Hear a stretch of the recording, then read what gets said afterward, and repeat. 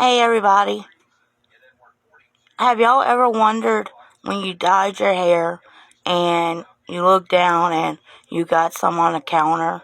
So you go on Google and you look for ways to get it off?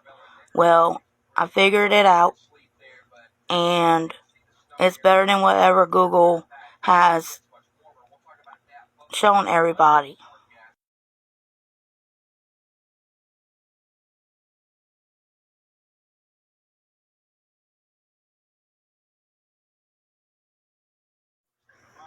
This is how to get rid of hair dye.